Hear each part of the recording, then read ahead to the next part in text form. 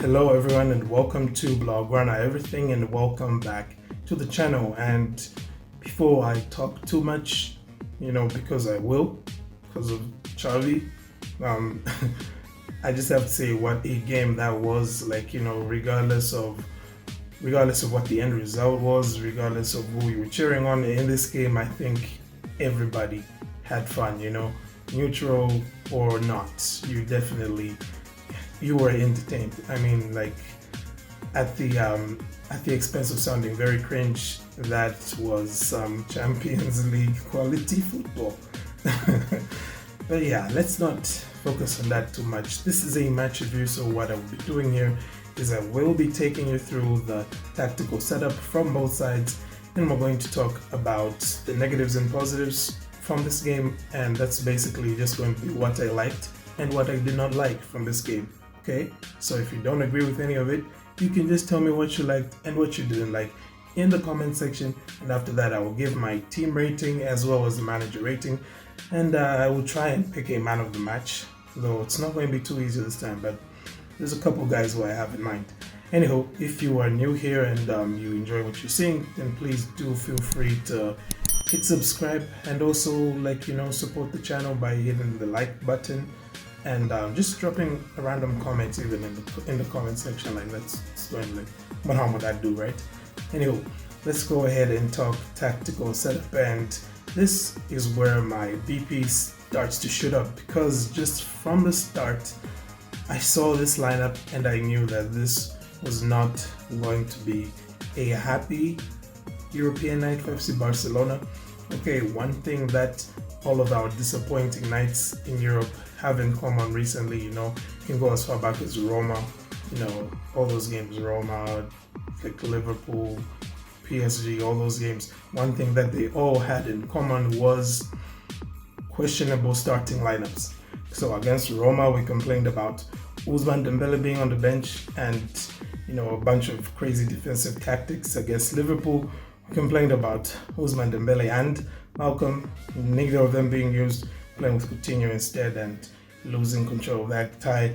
And against Bayern Munich as well, we complained about, Ansu Fati not being in the starting lineup and players like Arturo Vidal playing ahead of guys like Ricky Pujo at the time was playing better, alright? He was playing better than he's playing right now in the MLS, okay? So just back off. And this time around, we had a similar trend, and it started with seeing Xavi Alonso, no disrespect to the legend, Marcos Alonso next to Jordi Alba.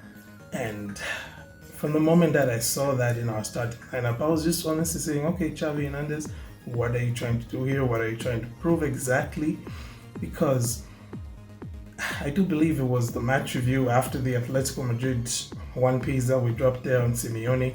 I did mention that from this stage forward, if it's a big game, the backline that needs to be starting for Barca should have Balde, Araujo, Christensen and Koundé in it. So you break up half of that back four and you throw in Jordi Alba and Marcos Alonso, who haven't really played much recently, and you just expect them to be able to deal with, Europe's most informed winger at the moment now, Marcus Rashford, and just look what happened.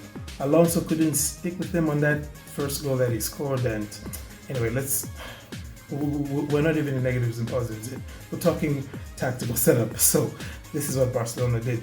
Okay, it was the typical four midfielders on the pitch thing that Xavi has been doing, which I think he should have abandoned here, should have thrown on Ansu, but whatever. And it didn't really work too well, especially after Pedri got injured and had to come off. Xavi still persisted with it, but again, like I said, this was the setup for FC Barcelona.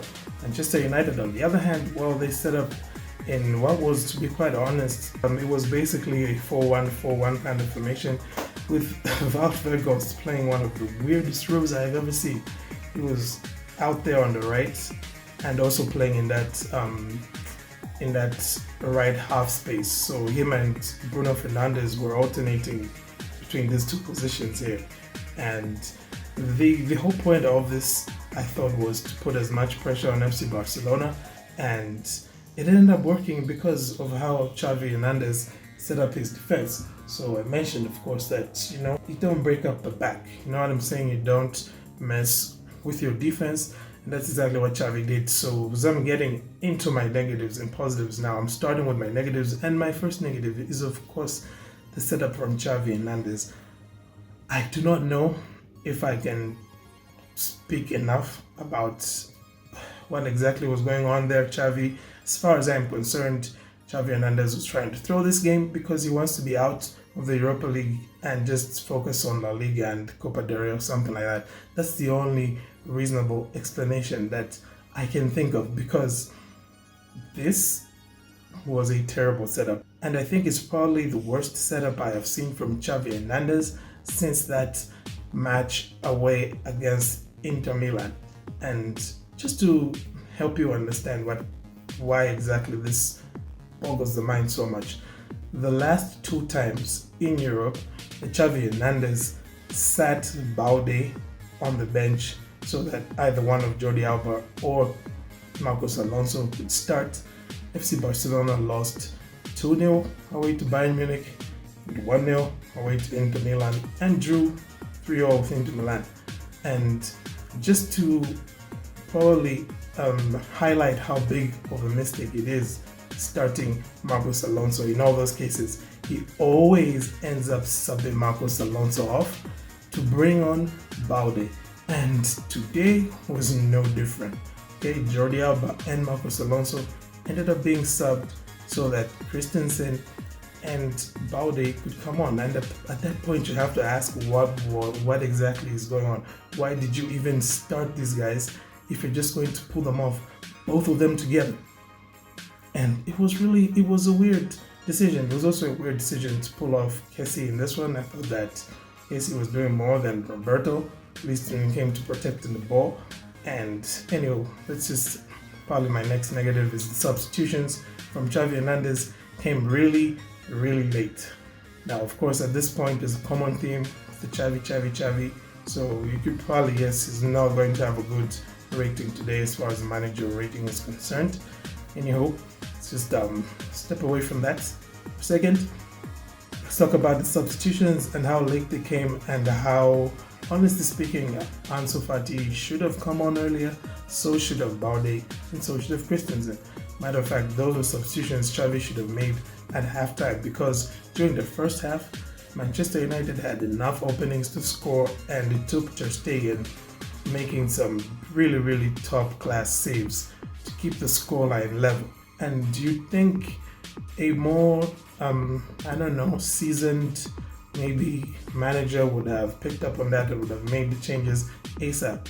But now, of course, you're going to tell me that Marcos Alonso scored, and that is true. He did score a goal, but I could argue that Christensen could easily have been in that position to score. I mean, he almost got one as well when Casemiro hit the post, with an own goal attempt of his own. So yeah, it's just subs by Xavi, wrong timing altogether. And the same goes as well for his setup. It was a completely wrong setup. And the last negative I'll probably throw in this is the lack of creativity on the pitch. Now, I know that it's probably going to be easily explained by saying that both Pedri and Busquets were not on the pitch, and De Jong was being forced to play deep. So that means that your 3 most creative passers are nowhere near the areas where they can influence the game, right? Because 2 of them are off the pitch and 1 is playing really far back. And I understand that. But at the end of the day, more could have been done, especially on the final ball. Jordi Alba today really let Barcelona down. And there are people who constantly bring the argument that Alba is still ahead of Balde because of his final ball. But what final ball are they talking about? I did not see a final ball from Jordi Alba today that's worth putting him in this team. And I guess that probably just ties in again with the team selection, but you know what, let's move on from that. There was a positive in this game, and the positive was the fact that we didn't fold, okay? So many times now, we've seen FC Barcelona just fold, especially when they've been pegged back, especially when they found themselves behind because of, a goal like the one which Koundé scored here, that own goal. So many times we've seen that happen, and we've seen this team just retreat into its shell. That didn't happen this time around, and that's good. Part of the reason why it didn't happen is because of those substitutions. The players that were brought on did lift the team's performance, which again you wonder why didn't they start. Let's just move on here. I'm going to give my team rating and my manager rating. The team rating here, I'll probably give one for United as well, because why not? So FC Barcelona team rating this time around, I'm going to give a 6 out of 10, just because it was average, to be honest, by the standards we've set. Yes, it was an entertaining match, but that was hugely facilitated by how average FC Barcelona were, particularly in all departments. Actually, I was going to say in the midfield and the attack, but then in defense as well, we were average up until we make those substitutions. So 6 out of 10 here. Nothing really, apart from maybe Ter Stegen and Raphinha. I can't really think of anybody else who had an outstanding match. Manchester United, on the other hand, I would give them a team rating of 8 out of 10, because, hear me out, okay? Looking at all the absentees that they have and how vital those guys are, pieces like Christensen, pieces like Eriksen, all right? Guys like Lisandro Martinez not being available, meaning that Luke Shaw couldn't play left back. And if Luke Shaw was playing down the left today, with the way that Barca were defending that, it would have been a lot worse. So I would give Manchester United's team performance an 8 out of 10 here, actually. Let's move on and talk managers. Xavi Hernandez, 4 out of 10. This was a pretty bad performance by Xavi. Like I said, probably the worst since that Inter Milan away. He literally played into his opposition's hands, and I get that he was trying to switch things up to surprise Ten Hag, and Ten Hag himself as well switched things up to surprise Xavi, which is these guys are both trying to be Pep Guardiola, a bit too much for my liking here. Okay, Xavi Hernandez, please, next time you have a winning formula and a winning starting 11, stick to it. Do not change things in the biggest moments. You could have made these little tweaks against Cadiz, a team like that, a team that's not going to put you under too much pressure, pressing you up high the pitch. We saw Manchester United press Barca so much and Barca losing the ball so much, and Xavi was watching all of that, and you could see that systemically it was coming from having those two left centre backs in the position where he has Christensen, his best passing centre back, and Jordi Alba, who was in the position of Balde, who is Barcelona's best ball carrier, and you saw just how many times he was able to carry the ball up the pitch and relieve some of that pressure. So 4 out of 10 here, Xavi. As for Ten Hag, I'm going to give him a 6 out of 10 as well, because I think he was trying to be a bit too clever here as well. With that whole, Weghorst out wide thing. I know he's not much of a target man and he's not good in the air, but I mean, come on, what was that supposed to be? Anywho, despite what was a weird change from him, it did actually get his team the upper hand. I thought that Manchester United definitely they edged the first half, and during the second half, up until those substitutions that Xavi made, Manchester United were clearly the better team, and that is because of how Ten Hag set them up. So for that, I think he does deserve at least a 6 out of 10 performance. It wasn't revolutionary what he did, but it kind of led to Xavi Hernandez playing into his hands, which was, I think, more by chance than by design. But 6 out of 10, Ten Hag. And now we come to the man of the match. And the two players I had in mind for man of the match, of course, Marcus Rashford and Raphinha. And I guess because Raphinha got the goal and the assist, Rashford didn't get the assist because it was an own goal. I mean, I don't make the rules, right? So I'll give the man of the match to Raphinha. Though, you know what, I could probably give it to both of them. You know what, it's both of them. It's Raphinha and it's Rashford.